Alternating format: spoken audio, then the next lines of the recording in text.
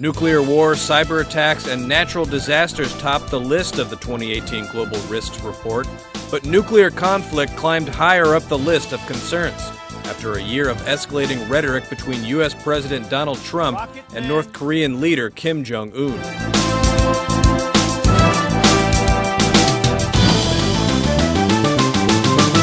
As world leaders head to the serene, snow-covered mountains of Davos, Switzerland, the risk of outright war has risen sharply.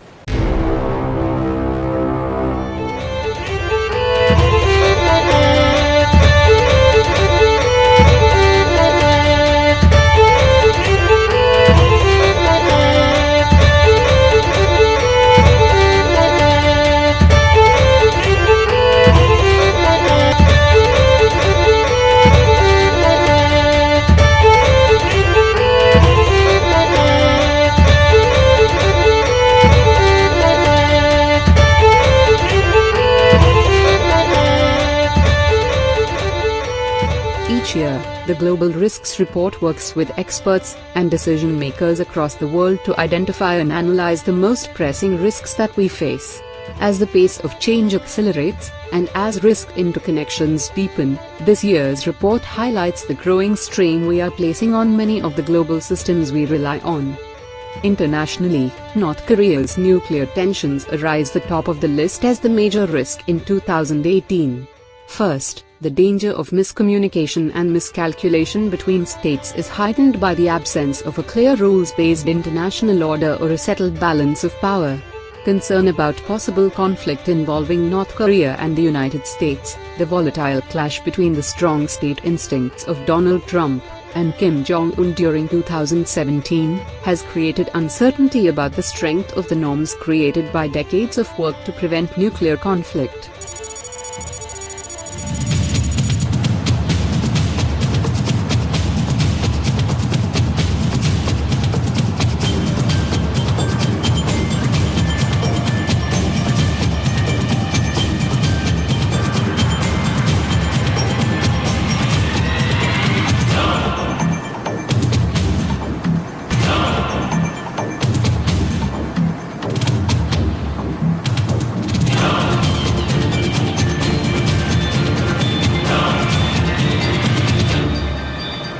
That's according to a survey released Wednesday by the World Economic Forum, which hosts the annual gathering in Davos, with more than 90% of nearly 1,000 experts from government, business, and academia predicting a worsening of geopolitical confrontations between major powers this year.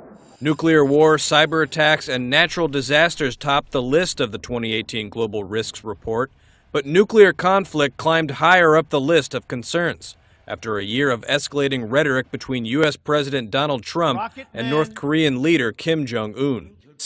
The United States has great strength and patience, but if it is forced to defend itself or its allies, we will have no choice but to totally destroy North Korea. Rocket Man is on a suicide mission for himself and for his regime. The United States is ready, willing and able, but hopefully this will not be necessary. That's what the United Nations is all about. That's what the United Nations is for. Let's see how they do. It is time for North Korea to realize that the denuclearization is its only acceptable future. 79% of those polled see a heightened risk of state-on-state military conflict, citing a rise in, quote, charismatic strongman politics across the world. And if North Korea does not choose the pathway of engagement, they themselves will trigger an option. That option may be a military response. It's a strong message from U.S. Secretary of State Rex Tillerson to Pyongyang on Tuesday at a meeting in Vancouver where 20 nations gathered to talk about the regime's weapons program. Members at the one-day meeting, co-hosted by the U.S. and Canada, say the world needs to enforce tougher sanctions against the North, especially China and Russia. Both of those nations weren't actually at the meeting, and diplomats say any agreements made in Vancouver are limited at best. It also comes as the two Koreas sit down for their first talks after 2 years of soaring tensions. But across the globe in Canada, warnings the world shouldn't be fooled by Pyongyang playing nice. It is not the time to ease pressure or to reward North Korea. The majority of nations in Vancouver supported South Korea during the Korean War, and the North's allies, China and Russia, have slammed the meeting, calling it an example of what they say is Cold War-era thinking. On Tuesday, Tillerson again rejected China's calls to freeze joint military exercises with the South, and the day's talks focused on forcing Pyongyang into a diplomatic solution. And we have sent clear messages to North Korea that we are ready for serious negotiations. A mistaken missile alert sparked panic in Hawaii, a sharp reminder of the fears over North Korea's nuclear aggression. Top diplomats from 20 nations are sending a unified message. A nuclear-armed North Korea is unacceptable.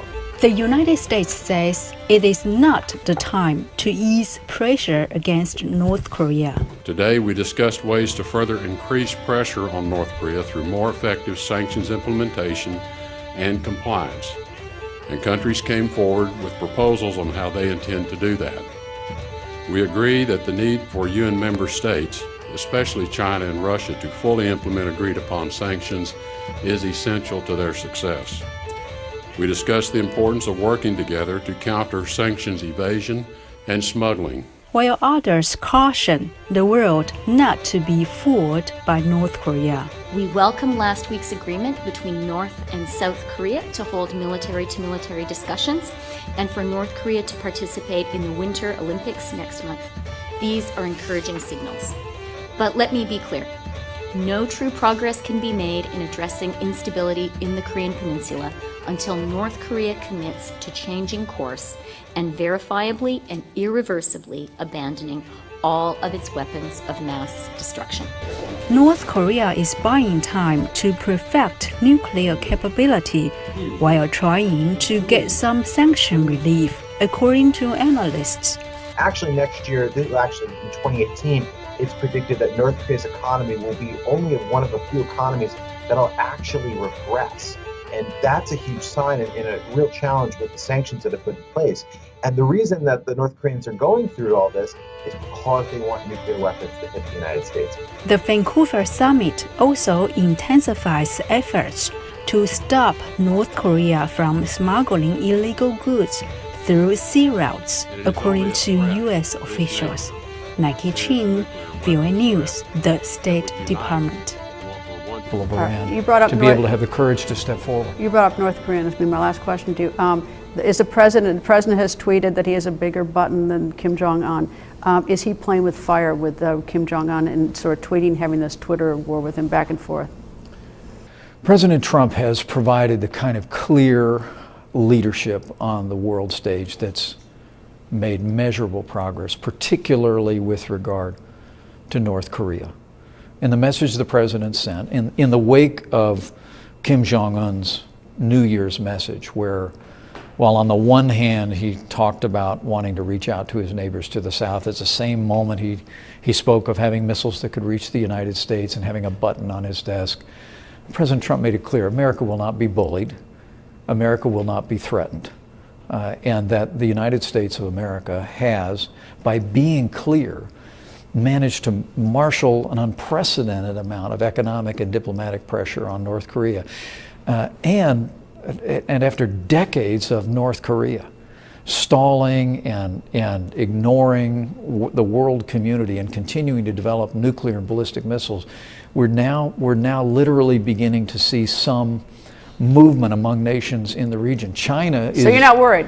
China is doing more than ever before. China needs to do more, but they're doing more than ever before to isolate North Korea economically and diplomatically. And I truly do believe that making it clear that all options are on the table, that as the president has done, making it clear the United States of America has the capacity to defend our people far beyond anything North Korea could imagine. but also making it clear that if North Korea will abandon their nuclear and ballistic missile ambitions, if they will dismantle those programs, there's an opportunity for a peaceable solution. Mr. Vice President, nice to see you. Thank you, sir. Great to see you, Greta. Thank you.